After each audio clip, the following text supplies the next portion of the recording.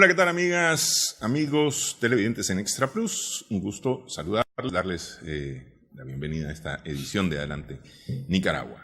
Hace 126 años, el 11 de julio de 1893, se produce o se llega al momento en que hoy en historia conocemos como la Revolución Liberal que lleva al poder a José Santos Zelaya.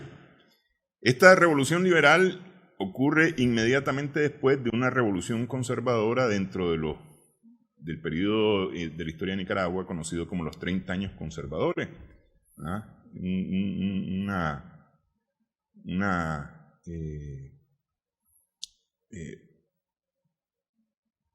Diríamos, sí, una revolución, pues, es decir, se produce un hecho violento que destituye al presidente conservador para poner a otro conservador que al final de cuentas no dura mucho, en el mismo año 1893.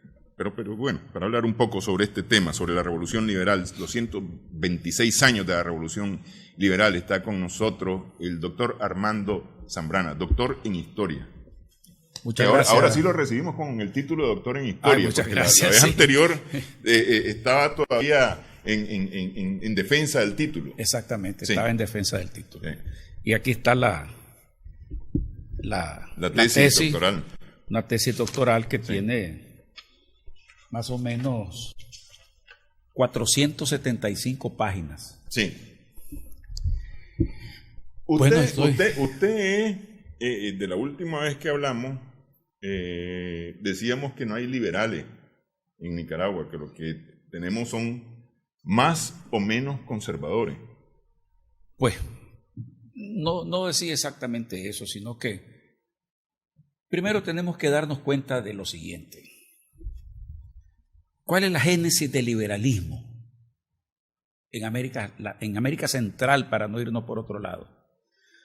La génesis del liberalismo es una génesis presentida. Sí, aquí habían pocas personas que estudiaban y de los que estudiaban, pocas podían tener una información sobre qué cosa era el liberalismo, que se estaba levantando, que se estaba fortaleciendo en Europa, o se había fortalecido en Europa, por ejemplo, en el caso de Francia, y el liberalismo norteamericano con la independencia de los Estados Unidos. Nicaragua va a tener dos fuentes de liberalismo. Los pocos que entendían el liberalismo tenían dos fuentes.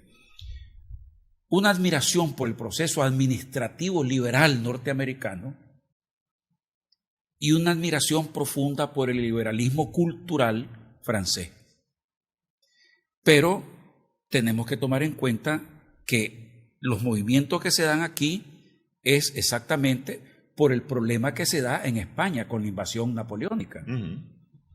Y el liberalismo en España, que es el que nos nutre a nosotros por el vínculo de dependencia con la metrópoli, el liberalismo de España quería, de alguna forma, sacar a los franceses por la invasión napoleónica, pero no pensaron en una república, sino que eran liberales que querían un rey. Sí. Desde ahí viene una deformación total del concepto liberal, y ese liberalismo es el que llega a América Latina, América Central, porque cuando se hace la independencia, entre comillas independencia, es simplemente traerse al rey para México, porque los liberales mexicanos, españoles, lo estaban molestando. Entonces, ¿se puede entender esa confusión de nuestros liberales que querían al rey también aquí? Entonces, una vez que se da la susodicha independencia y que se desprenden de México, vienen a disputarse todos los liberales la forma de gobierno. Y esa forma de administrar gobierno es lo que va a crear dos tendencias: un liberalismo conservador y un liberalismo liberal, para poder explicar. Uh-huh. Uh-huh. Esos liberales de liberalismo más fuerte y un liberalismo de los liberales que tenían una tendencia de mantener los conceptos de la corona, etc. Pero los dos eran pocos y tampoco tenían el ejemplo de la administración física de las cosas del Estado, ¿verdad? Nuestros liberales nunca manejaron el Estado, que es la diferencia que hay con los Estados Unidos. Los liberales de los Estados Unidos, cuando se independizan de Inglaterra, ellos siempre habían manejado sus estados. En el caso de Nicaragua, no. En el caso de Centroamérica, no. Esa parte es la parte administrativa que no saben qué hacer con un estado porque nunca manejaron un estado. Y creen que los conceptos de Hacienda, de manejar peones en ambos lados, porque no eran los campesinos los que andaban de liberales, eso no sabían leer. Sí. Eran los pocos que tenían libros y tenían ideas, que viajaban a Europa algunos, etcétera. Pues. O recibían visitas de Europa. Y la otra cosa que corresponde y que es fundamental explicarlo, el liberalismo llega aquí como un producto que no se puede vender, como una filosofía económica, como un recurso económico, como una actividad para poder desplazar una monarquía y que los burgueses de Centroamérica pudieran establecer sus fábricas. Se terminó el coronado y entonces viene un proceso como en Inglaterra o como en Francia, de un proceso de, por decir así, de la aplicación de la mecánica y crear la fábrica. No. El liberalismo se hizo para desplazar la monarquía, establecer una filosofía, una economía basada en la explotación mecánica, pero aquí no había nada de eso. O sea, es un producto que llega y hay que agarrarlo, pero no sabes qué hacer. El liberalismo llega sin haber condiciones objetivas para que pudiera sentarse y crear una revolución verdaderamente liberal con una fortaleza de la burguesía y después crear, ¿verdad? Como por efecto va a aparecer los proletarios y eso pudiera crear después un socialismo. Entonces, ni bases para el liberalismo, tampoco bases para el socialismo. Sí. Hemos sido países que hemos recibido filosofía sin tener base objetiva. Pero es que ni siquiera tropicalizada. Es que no se puede. Es decir, vos no puedes tropicalizar. Es decir, tenías que tener fábricas mínimas. Aquí este era un país de pastores. Se vendía añil, se vendía cuero, ni siquiera la carne. Por eso es que dice, en aquella época la carne era abundante, si no importaba. España lo que quería eran los cueros para industrializarlo, para hacer digamos, tapices. El cuero es lo importante, no la carne. Hoy es al revés, pues, pero eso vendían. 10,000 cabezas de ganado salían para los puertos, principalmente para Guatemala, y pasaban por Managua. Y entonces, entre los dueños de Hacienda, que ese es el vínculo que hay político después entre los, entre comillas, conservadores liberales, era: te mando una partida de ganado, me los tenés en tu finca ahí en San Martín, por Choluteca, ahí comen y siguen para adelante con otro amigo conservador que tiene Hacienda, ¿ya? Mientras que la intelectualidad se quedó en el concepto de el liberalismo político, ya, de pensamiento. Eso es lo que divide, pues, aquí. Pero no lo prolifera. No, es decir, porque también era un liberalismo parvulario. Es decir, no existía ni las condiciones económicas, materiales, ni existió anteriormente las condiciones sociales, porque ellos venían de los estamentos que tenían que ver a los demás por encima de los hombros. Y por muy liberal que fueran, pues la cultura familiar de que yo soy Chamorro, de que yo soy Cuadra, de que soy Guzmán, eso no se pierde. Y aquí hay gente que podría ser, digamos, muy liberal o muy socialista, pero que viene de familias tradicionales, y las culturas tradicionales no se pierden por una ideología. Sí, sí, sí. Ok, ¿y qué es lo que peleaban entonces Timbucos y Calandraca? Bueno, lo que se peleaban era el poder y la forma de gobernar. ¿Y qué diferencia había en esa forma de gobernar? Es decir, porque si no eran exactamente un liberal en el sentido estricto, ideológico del liberalismo, es decir, ¿cuál era la diferencia entre uno y otro gobierno? Mire, se lo voy a poner así. Si dos empresarios que tienen dos fábricas aquí entran en lucha, sus recursos, ¿verdad?, para esa lucha van a ser más elaborados que dos señoras que venden fritangas, ¿verdad? Entonces, nosotros estamos en ese más bajo nivel. Por eso es que tenemos que dividir a los liberales de Granada, que Granada fue puerto del Atlántico, y entonces, al ser puerto del Atlántico, como Cartagena de Indias, por ejemplo, llegaban libros, llegaba gente más intelectual.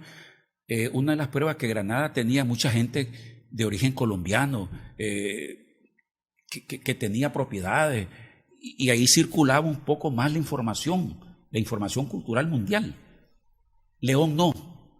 León era la ciudad universitaria, pero estaba dominada por la jerarquía católica y la jerarquía militar. Y había más limitaciones en aquel lado que en este lado. Por eso es que se desarrolla más un liberalismo más administrativo, más pensando en un concepto de funcionalismo. Los liberales de Granada pensaban en un liberalismo funcional, crear un Estado funcional. Los liberales de León eran más arrebatados, más liberales en todo, hasta en la forma de vida. Querían un liberalismo de libertades, pero nada concreto. Y la mayor producción de crímenes entre liberales no fue en Granada. La mayor producción de crímenes de liberales entre ellos fue en León. Pero ese era un asunto cultural. Es que vamos por parte, por eso te digo, no podemos desarraigar las culturas que han vivido de los mecanismos de la mente ni de la poca ideología. Entonces, vamos a dividir dos partes. Los liberales que hicieron la independencia y nacieron a mediados del siglo XVIII, 1770, 1780, por ahí. La segunda generación de liberales que nace ya después de la independencia, que son los liberales, por ejemplo, como Fruto Chamorro, como uno de los grandes liberales, porque no hay que quitarle el mérito, por ejemplo, al general Jerez, ¿verdad? Esos son ejemplos. Castellón, que aunque haya traído a los filibusteros, pues fue el mejor diplomático de esa época, hablaba 3 idiomas, amigo de Napoleón III, era un hombre de cultura, pero de mañas. ¿Estamos claros? Mañas de pueblo, ¿verdad? Cuando el embajador norteamericano, Brockman, que se convierte en el confesor de todos ellos, porque todos lo buscaban, esa es parte de la cultura nuestra, buscaban al embajador para poner las quejas de uno del otro, él le escribe al Departamento de Estado y dice, esto es increíble lo que sucede en Nicaragua. El grupo tal quiere asesinar al otro grupo y aquellos dos grupos quieren asesinar a este y al obispo. Eso se estaba dando antes de la Guerra Nacional. ¿Por qué? Porque el objetivo al final era el botín. Le voy a contar esto. León hacía una revolución, entre comillas, ¿verdad? Entonces mandaban a fulano de tal a cobrar impuestos. ¿Ya? Cuando recogían plata, se terminaba la revolución. ¿Ya? Y si les hacía falta, entonces iban donde el ¿cómo se llama? El cónsul británico, y el cónsul británico le que prestaba plata para comprar armas, ¿verdad? Y se iban otra vez a otra revolución, con lo que agarraban, le pagaban al cónsul y se repartían entre ellos. Eso es lo que ha sucedido. Lo que pasa es que no ha sido presentado ese proceso en la historia. Eso no quiere decir que de ese grupo hayan salido hombres brillantes, hombres de primer nivel. Rosalío Cortés, por ejemplo. Rosalío Cortés debería tener una estatua por parte del liberalismo nicaragüense. Uno de los hombres más honestos, más limpios y más puros que ha tenido el liberalismo, don Rosalío Cortés. Digamos así, un poco inclinado hacia un lado, hacia el otro, por cuestiones de carácter, era don Máximo Jerez, el general. era un hombre que no tenía un carácter firme y se dejaba bambolear por esas fuerzas tenebrosas, todas esas fuerzas duras que había en el León, pero nomás él comenzó a desvincularse de esa fuerza, comenzó a tomar carácter. Comenzó a tomar carácter. Ese ejemplo de liberalismo finaliza las dos etapas anteriores y aparecen los liberales que nacen a partir de 1850, en los que se encuentra el general José Santos Zelaya. Esa es la tercera generación de liberales a partir de la independencia. Ahora, todos estos son liberales culturales. Son liberales culturales y de alguna forma comienza a incidir el liberalismo económico de alguna forma frente a las necesidades del mercado mundial. Se aparta el añil, se aparta la caña y comienza la siembra del café como producto digamos, de la presión mundial, de la búsqueda de sustitutos o qué sé yo.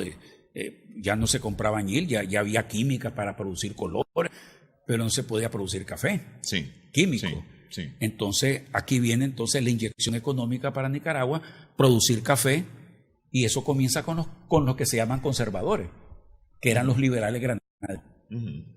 Tenían una proyección muy excelente. Es decir, vámonos por Granada. Al hombre que se ha criticado muchísimo es a Fruto Chamorro. Pero Fruto Chamorro es el primer liberal en la historia que quiere organizar el Estado. Sí. Quiere que la gente pague impuestos, que los que venden licor paguen impuestos y quiere que los que producen, tabaco paguen impuestos. Eso molesta a la gente. Y entre los liberales habían productores de alcohol, y eso comienza a crear condiciones muy, muy difíciles, ¿no?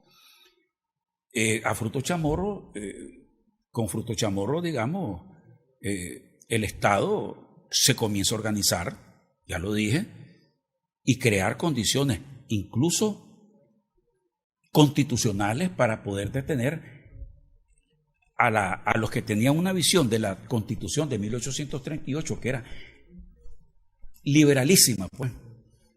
Entonces, quererle poner freno a las insurrecciones permanentes de los leoneses para que el Estado caminara, eso produjo otra revolución.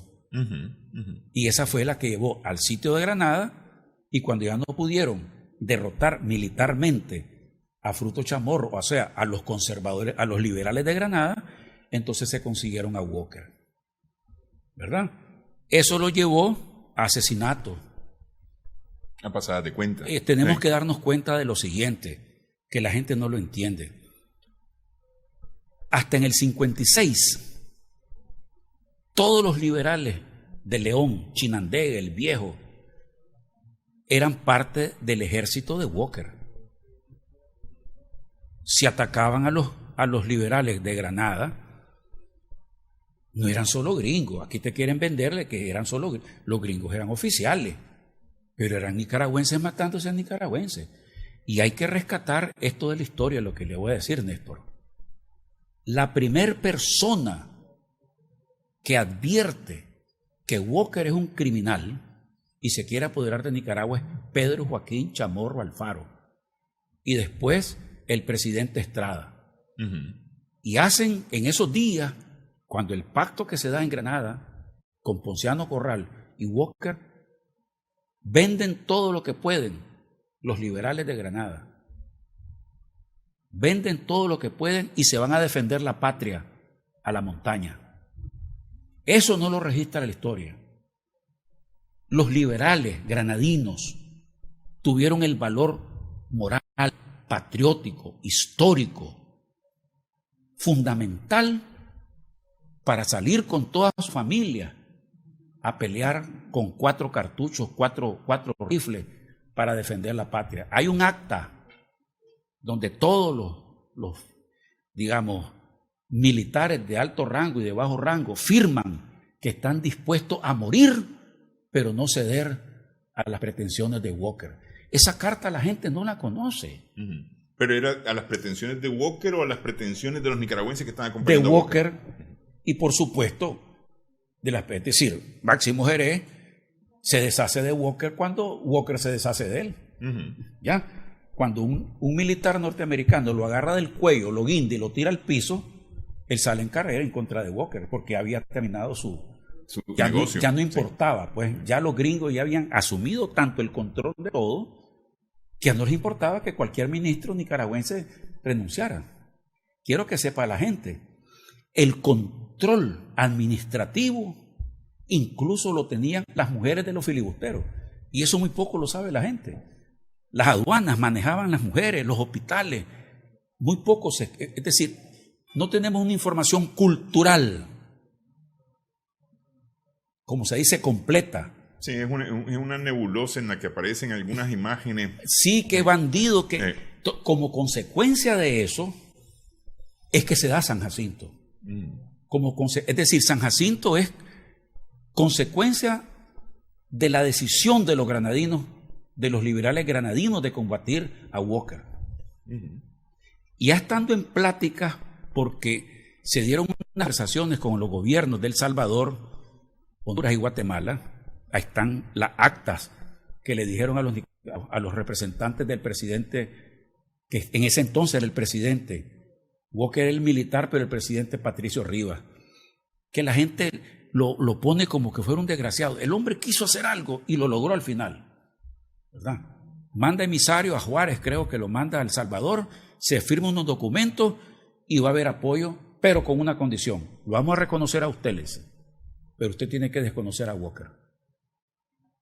Vamos a reconocer que usted es el presidente, pero usted tiene que desconocer a Walker. Sáquelo. Se da la carta, Walker se incendia y aquellos dijeron, los salvadoreños y centroamericanos, ¿quieren que lo apoyemos? Desarme a los filibusteros. ¿Por qué? Era lógico desde el punto de vista militar, y esto no se estudia. Los ejércitos de Centroamérica tenían rifles de chispa. Sí. ¿Verdad? Sí. Entonces, 1000 filibusteros con rifles de repetición terminaban con Centroamérica. Sí. Hay más allá de nuestra frontera un interés por derrocar a Walker. Sí, aparte de lo económico y político. Al final de cuentas, Walker representa un peligro para Centroamérica. Exactamente. Sí. Y él decía Centroamérica. Entonces tenemos que tomar en cuenta eso, que los liberales de Granada hicieron posible la liberación de Walker, porque los liberales de León lo trajeron. Sí, ok. Vamos a hacer una primera pausa en esta edición de Adelante Nicaragua, edición en la que hablamos acerca de la revolución liberal hace 126 años.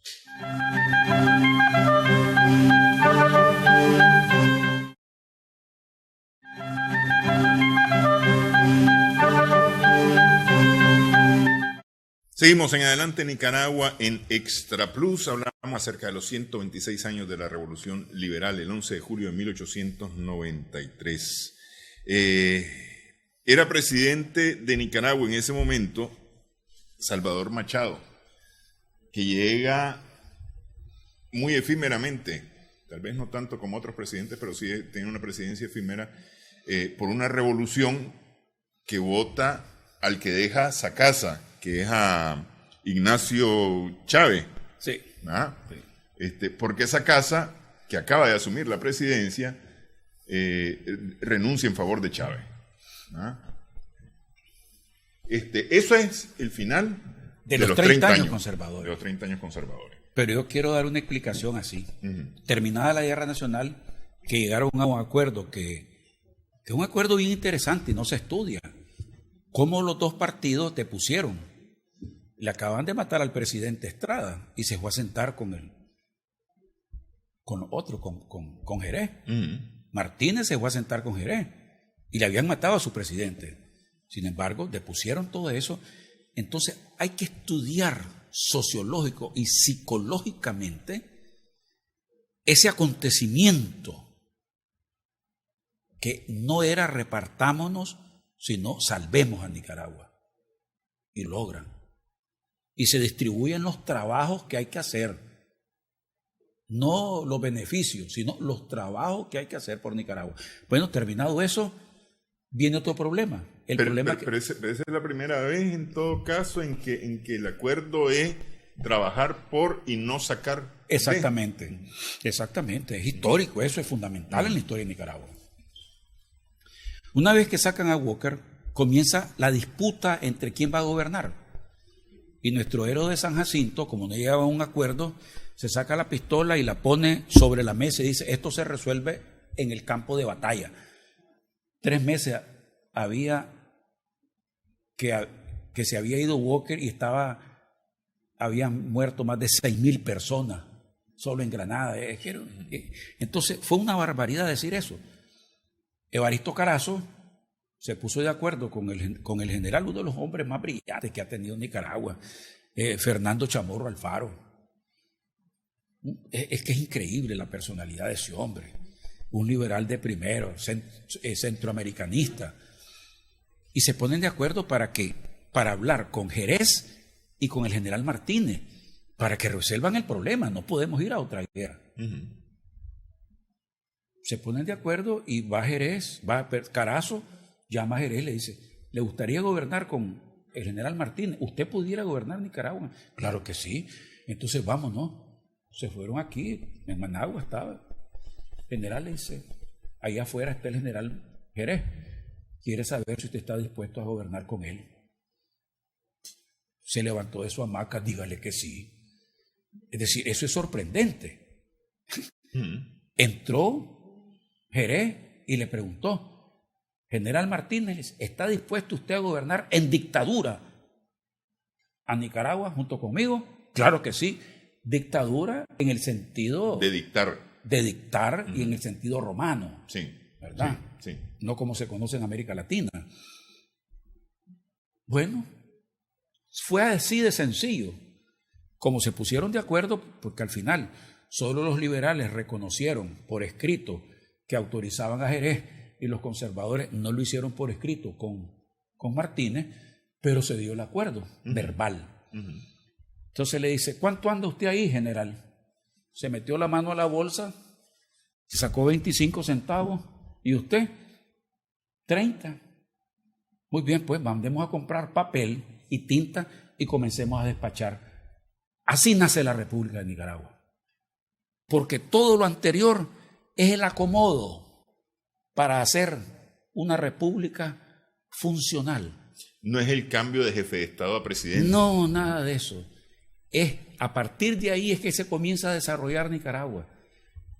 Teléfono, ferrocarril, toda la modernidad que hasta ese entonces, ¿verdad?, no existía. Nosotros tuvimos ferrocarril antes que algunos países de América del Sur y se compró de contado. Se comenzaron las importaciones, exportaciones, ese desarrollo. Y comenzó también que los liberales granadinos comenzaron a ser anticlericales. Los más importantes anticlericales de los liberales granadinos fueron Cárdenas, Chamorro, ¿verdad?, Pedro Joaquín Chamorro Alfaro, Zavala y el más radical de todos ellos, Evaristo Carazo. Expulsaron a los jesuitas, obligaron a las escuelas a ser laicas. Todo eso existía antes que José Santos Zelaya. Pero no era oficial. Es decir, sí existía, sí estaba, sí se hacía. A ver, es que este era anticlericalismo, no era. Es decir, era una posición de no te metas conmigo, ¿verdad? No te metas conmigo, que no me quiero meter con vos. Las decisiones de Estado son del Estado. Entonces, no era un anticlericalismo, sino una consideración que no se velaba, pero que la iglesia sabía que la estaban arrinconando. Fue todo un proceso. Sí. El que radicaliza y que la gente se equivoca con esa radicalización, lo vamos a ver cuando me pregunté sobre Zelaya. Sí. Ok. Pero, es decir, en estos llamados 30 años conservadores, hay estabilidad. Claro. Prácticamente el final de los 30 años está marcado justamente por un mal endémico de Nicaragua, que es romper el orden institucional del país y votar por las armas del presidente. A ver, agrego lo siguiente. El primer presidente que abre una escuela para mujeres es Martínez.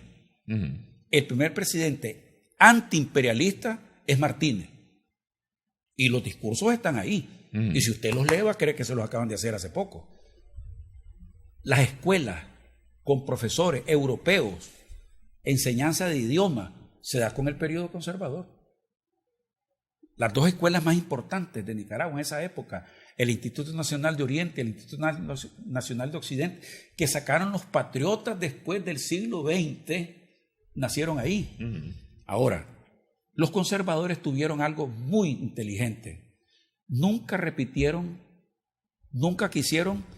reelegirse, sino que cada periodo había uno nuevo.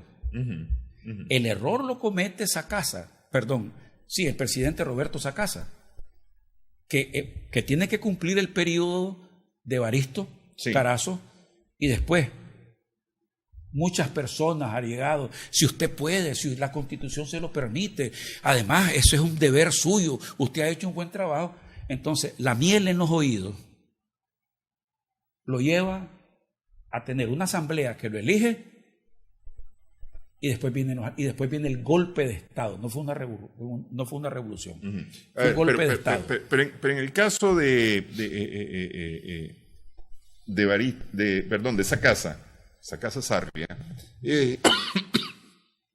él resulta electo por el legislativo, porque se muere el presidente. Exacto. Entonces, lo eligen a él. Según algunos historiadores, él dice no ser electo por el pueblo y él quiere ser electo por el pueblo. Entonces llama a unas elecciones y renuncia. Después de ganar las elecciones. Después de ganar las elecciones, renuncia para asumir el periodo cuando le correspondía asumir el periodo y empezar su periodo electoral. Es una trampita que hay ahí. Sí. Pero prácticamente es una reelección entonces. Es una reelección. Se consideró siempre como reelección. Porque la figura es, volviste, sos reelecto. Estás ahí, sos reelecto. Y el que pagó precio por eso anteriormente, por la trampa, fue Martínez. Sí. Porque usó que a partir de esta constitución nadie va a ser presidente. Es decir, nadie va a ser electo. Nadie va a ser electo. Pero no decía que el que había sido electo, entonces yo no fui electo. Entonces se volvió a repetir. Sí. Porque constitucionalmente él no había sido electo. Sino que había llegado a un acuerdo con... Bueno, vamos por partes. Porque, es decir, él lo que pudo haber hecho era no renunciar y continuar su presidencia. Cuando se da los acuerdos de paz, ¿verdad? Para estabilizar la república, hombre, los conservadores, con una vivianada, asume Zavala y se da un cuento pues que es muy largo para contarlo aquí. Entonces los liberales que habían apoyado a los conservadores insurrectos, prácticamente la guerra contra los conservadores, de los mismos conservadores, la ganan por el esfuerzo militar de Zelaya. Zelaya es el que define la última batalla aquí al lado de Tipitapa y la entrada de Masaya, pues, el parado del Coyotepe. Eso lo define, ¿verdad? Entonces él se siente que tienen que pagarle algo. Pero hay una burla ahí de los acuerdos, y cuando Machado llega a León a ver a su mamá, lo echan preso. Y ahí viene el desemboque, el inicio de la revolución, que es el 11 de julio del 93. Sí. ¿Verdad? Sí. Ahora, ¿quién es Zelaya? Okay. Vamos por parte. Los liberales, inteligentemente, que es la generación del 50 para acá, que ya no tienen la experiencia anterior, que han estudiado qué cosa es lo que deben de hacer ellos, fueron habilísimos. Zelaya trajo a Nicaragua, y también los conservadores. Los conservadores permitían los libros liberales aquí. Aquí podías leer a Rousseau, a Voltaire en la biblioteca. Pero él trajo unos libros junto con su hermano, hizo una biblioteca y comenzó a formar cuadros políticos en Managua. Y utilizó la figura que se usaba en Francia y aquí también se usó, que eran los clubes liberales. Es decir, en vez de llamarse partidos, se llamaban clubes liberales. Y durante un periodo, Zelaya preparó cualquier cantidad de muchachos que sirvieron para sustentar la revolución. Zelaya es una muestra de qué cosa es crear una revolución a partir de la nada, partiendo de la formación de cuadros. Ok, a ver. Sacasa se elige. Siendo presidente, se elige presidente. O es electo presidente. Pone a Ignacio Chávez como su sucesor. En el momento, así. Después de haber sido electo presidente, renuncia y pone a Ignacio Chávez. Para volver él a ser presidente en el periodo en el que le correspondía. Sí. Se considera que es una reelección y por lo tanto lo votan. Esa es la consideración sí. que tienen sus partidarios. Pero en ese momento, esto es empujado o apoyado de alguna manera por Zelaya. Zelaya tenía conversaciones con Cárdenas, tenía conversaciones con Machado. Con el propio presidente. Con Sacasa. Sí. Lo que pasa es que él, ahí hay una truculencia de los partidos, pues. Cuando miró que no conseguía nada, Zelaya, que no consigue nada con Sacasa, entonces él cambia de bando. Y después va a apoyar a los insurrectos. ¿Verdad? Machado es electo después. Y después de Machado, eligen de una manera rápida, eligen a Zavala. Y Zavala es el que se enfrenta a los revolucionarios. Porque no es una revolución, es una contrarrevolución. Sí, porque es decir, lo que lleva él es la revolución conservadora. Pero para poder, yo siempre defino así. Primero fue golpe de Estado, no fue una revolución, fue un golpe de Estado. Entonces, lo que hacen los liberales es una revolución. Ahora, verdaderamente. Esa fue una revolución efímera de meses. Exactamente. Sí, de meses. Vamos, hacemos pausa. Estamos hablando de los 126 años de la Revolución Liberal en Nicaragua.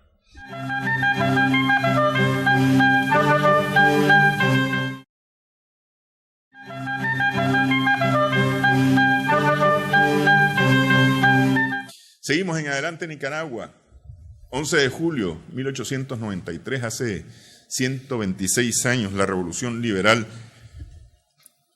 ¿Qué diferencia tiene entonces esto que hace Zelaya? José Santos Zelaya, ya a cargo del gobierno en Nicaragua, con lo que venían haciendo los conservadores. Lo que hace es radicalizar y trastocar totalmente lo establecido, porque los cambios constitucionales era una necesidad que se había planteado en el propio periodo de los 30 años conservadores. Y lo que hace Zelaya es crear una constitución eminentemente liberal, que es la famosa libérrima, que al final tampoco sirvió, porque él la obvió. Porque la forma en que Zelaya va a gobernar Nicaragua es a base de la trampa constitucional también. Y la forma en que él lo eligen es un proceso increíble.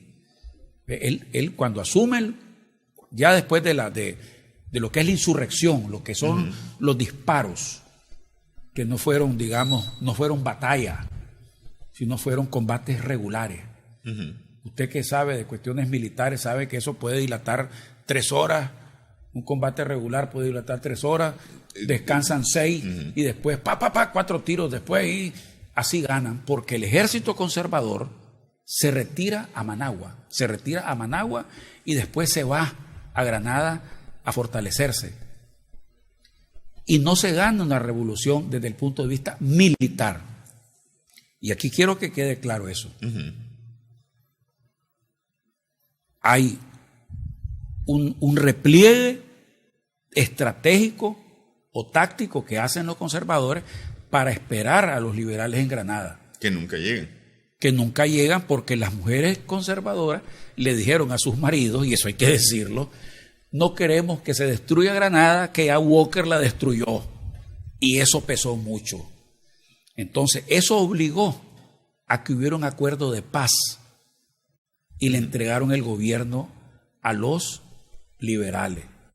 O sea, no fue un acuerdo que detuvo, como el acuerdo, pues, digamos, aquí, 27, que no llegaran a Managua, se pusieron de acuerdo para no destruir Managua. Previo también, en esa época sucedió lo siguiente. No hubo una derrota militar, sino un acuerdo. Bueno, pero la revolución no es el concepto armado que la gente maneja, incluso los liberales manejan, que la revolución, la sangre. No, hombre, la revolución no fue eso. La revolución fue el trastocamiento de todas las estructuras que hasta ese entonces servían de estorbo para el desarrollo de una economía superior en el proceso de desarrollo que habían creado los conservadores. Y crear leyes, digamos, como por ejemplo el matrimonio civil, el divorcio, crear leyes a favor del pago de impuestos sobre capital, eso no le gustaba mucho. Hay una serie de digamos, la secularización de los cementerios, y por otro lado, digamos así, una ley donde ya quede establecido que el Estado, que la Iglesia no puede meterse en los asuntos del Estado. O sea, las decisiones del Estado son del Estado. Y además de eso, toma medidas, confisca todo lo que es propiedad de la Iglesia, cierra conventos y hace un montón de cosas, porque todo eso Zelaya lo aprendió. De los 30 años conservadores. No. Zelaya aprendió eso con Barrios, con Justo Rufino Barrios, porque cuando Zelaya fue expulsado de Nicaragua por Cárdenas, él se fue a Guatemala, y en Guatemala tuvo la suerte que ningún presidente en la historia ha tenido, es que el presidente Barrios lo acoge y lo pone en su oficina, lo mete a la academia militar, le da el grado de teniente, ¿verdad? Y comienza a ver el proceso administrativo de Justo Rufino Barrios. Y ese proceso administrativo, con las mismas leyes de Justo Rufino Barrios de 1871, es la que implementa aquí él en Nicaragua. Él implementa textualmente, como copiado en carbón, todas las leyes guatemaltecas, las pasa para Nicaragua. De la revolución de 1871, las pasa para Nicaragua. Él adquiere 2 grados militares en Guatemala y en El Salvador. 2 grados militares. Cuando él viene a Nicaragua, él es un militar. El cuento que estuvo en Saint-Cyr, que era un Saint-Cyrion francés, eso es mentira. La Academia Francesa no aceptaba extranjeros. Era solamente para la gente más importante de Francia, para la aristocracia francesa, para eso. Que estuvo en Versalles. Versalles nunca tuvo una escuela militar. En Hoche se fundó en 1888 y él estuvo en los 60. Lo que no cuenta la historia es que Zelaya vivió uno de los procesos más importantes de la historia del socialismo en América, en Europa. Él estaba en París o en Versalles en el momento en que se da lo de la Comuna de París. La guerra fundamental de el primer gobierno socialista en Europa. Él estuvo allí. Cuando un periodista de un periódico nuestro dice, y Zelaya estuvo en Francia aprendiendo las cuestiones del liberalismo, este hombre no sabe nada. Este hombre no se da cuenta ni siquiera qué sucedió en esa época. El liberalismo ya estaba cuestionado, ya eran los socialistas los que andaban en la calle, ya eran las revoluciones sociales, los trabajadores enfrentando a la burguesía como un proceso radical y proceso natural de formación de la historia. Zelaya viene con toda esa información, fortalece los clubes que se formaron también allá en la Comuna de París. Y él utiliza una gran cantidad de recursos para poder violentar la estructura social. Si Zelaya, que la gente no lo entiende, Zelaya se alimenta de esa revolución socialista, se va a alimentar militarmente de lo que aprende en Guatemala, aprende en El Salvador, y eso lo hace un hombre brillante. Sus biógrafos cuentan anécdotas increíbles. Aquí un día que agarró a puñetazos a un hombrón y le pegó, y la gente se quedó asustado que Zelaya lo hubiera hecho. Cuando lo van a capturar, Zelaya se monta en un caballo y con 2 pistolas huye para León. Y la gente entonces lo mítico, lo exagerado. Sí. Zelaya tenía a su alrededor una gran cantidad de cosas que no ha tenido ningún otro líder. Sí, el hombre fuerte, el muchacho que había creado condiciones en los barrios, que se podía movilizar y lo esperaban, porque también él era un burgués. Era un cafetalero, no era cualquiera tampoco, no era un pobre muchacho, no, era un hombre de dinero, para eso lo mandaron a estudiar a Francia. Y ahora vamos, la radicalización, ¿verdad? Para que hubiera un liberalismo, por lo menos aceptable, de lo que veníamos viendo que no podía, es con Zelaya. Ahora cuando te dicen la libertad de cultos que Zelaya cometió errores de esta naturaleza. Una cosa es decirle a la gente, a la iglesia, usted no se meta con nosotros. Y otra cosa es que los sacerdotes salían a la calle y les echaban a la juventud liberal y con garrotes los desnudaban y los apaleaban. Eso hizo perder a Zelaya poder y digamos admiración. Otra cosa es, anticlericalismo no es prohibirle, a ver, lo voy a decir así al revés. Prohibió las fiestas patronales. Una cosa es que los curas no se metan a tomar decisiones y otra cosa es que el pueblo no se divierta con su fiesta. Sí, que es cultural. Que es cultural. Entonces él estuvo en contra de la cultura popular. Eso lo hizo perder. Con independencia de eso, vamos por otra parte. Zelaya siempre estuvo a la orilla de los norteamericanos. Y te voy a dar un dato. No hubo toma de la Mosquitia sin que no tuviera el visto bueno del Departamento de Estado. Él se toma la Mosquitia sabiendo que tiene la aprobación de los Estados Unidos. Y eso muy poca gente lo sabe. ¿Y por qué si los conservadores con Tomás Martínez tienen un periodo antiimperialista y que es amigo de los Estados Unidos termina peleando con los Estados Unidos? Por cuestiones económicas, porque no quiso aceptar, porque prácticamente había entregado casi la mitad de la costa atlántica a las empresas exportadoras, explotadoras de madera y ¿cómo se llama? Y las que sembraban banano. Ahí habían ferrocarriles y todo. Lo que pasa que era demasiado ambiciosa y demandaron a Zelaya. Cuando Zelaya, los Morgan le ofrecen dinero, él no lo acepta, sino que se va con la Etelburga de Inglaterra. Eso le crea problemas. Ahora, el juez, el abogado de la empresa norteamericana aquí en Nicaragua, ¿verdad? Y que obliga a Zelaya a pagar, ese va a ser después el secretario de Estado, va a ser Taft. O sea, Taft tiene desde antes ya un pleito con pleito, ¿verdad? Knox, va a ser Knox. Sí, porque y el presidente es Taft. El presidente es Taft, sí. Pero Taft era del mismo staff, ¿verdad? De abogados. De Knox. Exactamente, con Knox. ¿Estamos claros? Entonces, ahí hay una pasada de cuenta. Ya es personal el asunto. Ya había cuestiones personales. Zelaya desarrolla Nicaragua todavía.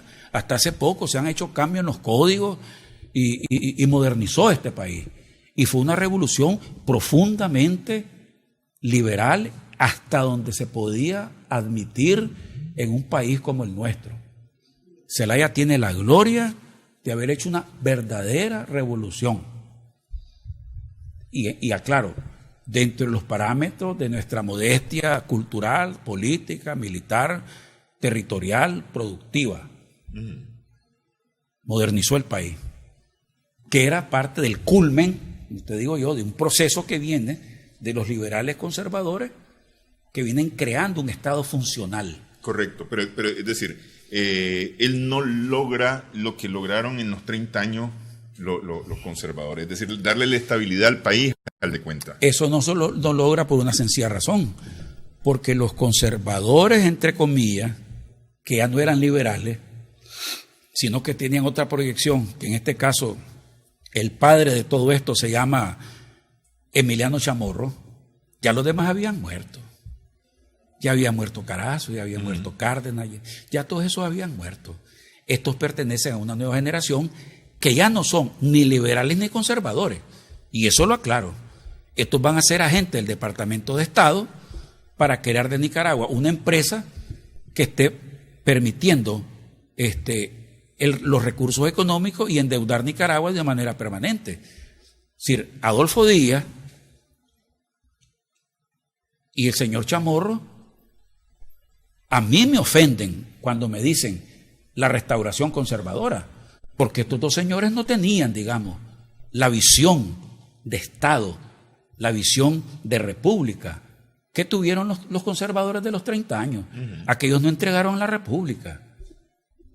Aquellos se enfrentaron a los norteamericanos.